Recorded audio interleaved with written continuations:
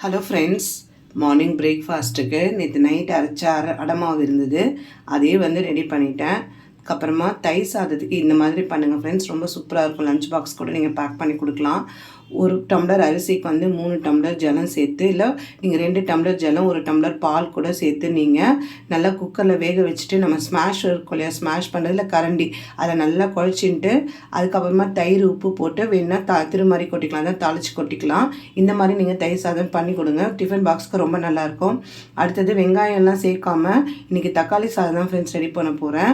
இன்னொரு பக்கம் பார்த்திங்கன்னா, இது ஒரு டிப்ஸ் மாதிரி எடுத்துக்கோங்க. கருணக்கிழங்கு வேக வைக்கும் போது குக்கரில் கொஞ்சமாக புளி ஜலம் சேர்த்து மஞ்சள் பொடி உப்பு சேர்த்து ஒரே ஒரு விசில் விட்டால் கருணக்கிழங்கு வேகத்துக்கு குழையாது இருக்கும், நல்லா உதிரி உதிரியாக வெந்து வந்துடும்.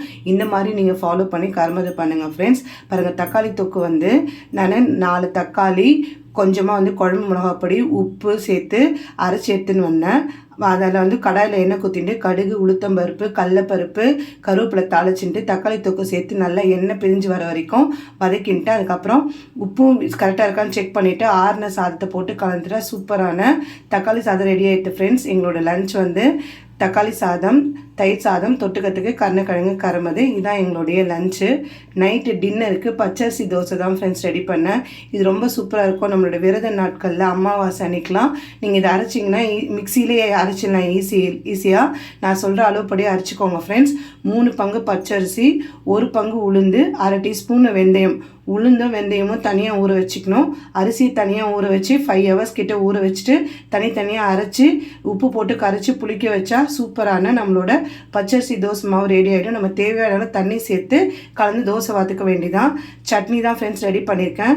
ஒரு கடாயை நீங்கள் சூடு பண்ணிவிட்டு ஆஃப் பண்ணிவிட்டு அதில் கொத்தமல்லியை வதக்கிக்கோங்க. பாருங்கள் எவ்வளோ கிறிஸ்பியாக வந்திருக்கு தோசை அப்படின்னு. கொத்தமல்லி வதக்கின்ட்டு தேங்காய், பச்சை மிளகா, கொஞ்சமாக புளி, உப்பு, கொஞ்சமாக உடச்சக்கல்ல வதக்கின கொத்தமல்லி சேர்த்து அரைச்சி வந்தால் சூப்பரான நம்மளுடைய கொத்தமல்லி சட்னி ரெடி ஆகிடும் ஃப்ரெண்ட்ஸ். அதுக்கு அரைச்சின்னு வந்துட்டேன். கடுகு உளுத்தம் பருப்பு நான் தாளிச்சுட்டுருக்கேன். நீங்கள் என்ன வாசனைக்கு ஒரே ஒரு காஞ்ச மிளகா சேர்த்துக்கோங்க. எங்களோட டின்னர் பச்சரிசி தோசையும் அதுக்கப்புறம் கொத்தமல்லி சட்னியும் தான். பிடிச்சிங்கன்னா லைக் பண்ணுங்கள், ஷேர் பண்ணுங்கள், நம்ம சேனலுக்கு சப்ஸ்கிரைப் பண்ணி சப்போர்ட் பண்ணுங்கள் ஃப்ரெண்ட்ஸ். தேங்க்ஸ் ஃபார் வாட்சிங்.